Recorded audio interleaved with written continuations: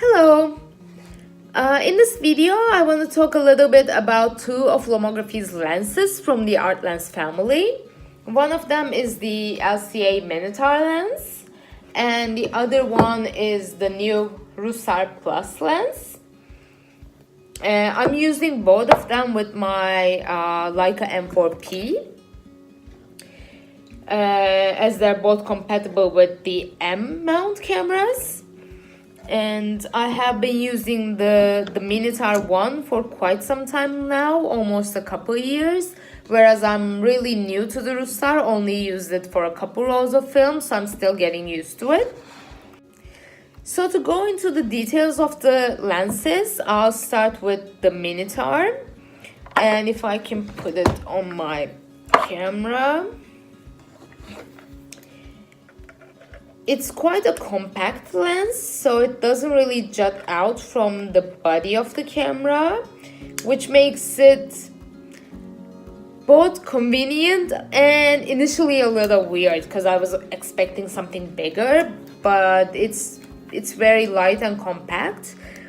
The settings are here, so I change my aperture from here between 2.8 and 22, and I change my focus from here. And as opposed to the Lomo LCA camera, I can actually see what I'm focusing with this one. So when I look through my viewfinder and change the distance, and I can actually see what becomes into focus. Whereas with the Lomo LCA camera, I would have to guess my distance. The logic is the same. It's 80 centimeters, a meter and a half, 3 meters and infinity. But with the Lomo LCA, I wouldn't see it. I would just guess. And in this one, I can actually see when my image comes into focus. The aperture shifts between 2.8 to 22. 2.8 makes it convenient to use indoors with lower ISO films, without having to use too low of a shutter speed. And the 22 millimeter focal length is quite nice. It's not too wide of an angle, but it still captures a nice image. And when we move on to the Russar, it's slightly larger than this one, and just don't want to leave it playing out. So the Russar is actually an L39, but with the box comes this L39 to M adapter. So I first put this on my camera, and then I screw the lens in, if I can. Okay, here we go.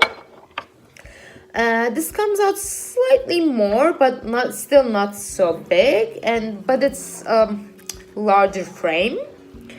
The main difference with this, one of the main differences with this is the aperture starts from 5.6 instead of 2.8, but it's a 20 millimeter lens, so it has a wider angle. This is similar a little bit to the Lomo LCA lens because it's called an uncoupled rangefinder, which means that when I look through my viewfinder, I actually do not see what's in focus. I have to guess my distance as I would have done with my Lomo LCA. So I have that setting here, and it starts from 50 centimeters and goes up to infinity. But when I look, I don't see, so I would have to guess, like, if I'm shooting an image of myself, then, I don't know, 50 centimeters, something like this. It being a wider angle lens lets you capture a wider image, but the 5.8 in some cases is not enough if you're using a low ISO film indoors. Like I tried taking a couple photos of my son and the background ended up being in focus, but he was moving, so he wasn't really in focus. He was a little bit blurry. But in those cases, then I can of course use a higher ISO film. So all in all, both lenses have pros and cons for me. I like the open aperture setting of the Minitar, and I also like being able to see what's in focus in my image. It's basically something I've gotten used to since I started using this lens. But I also like the wide angle quality of the Russar, because sometimes if I'm shooting a landscape, then 32 is not always enough, and I like the wider angle of this.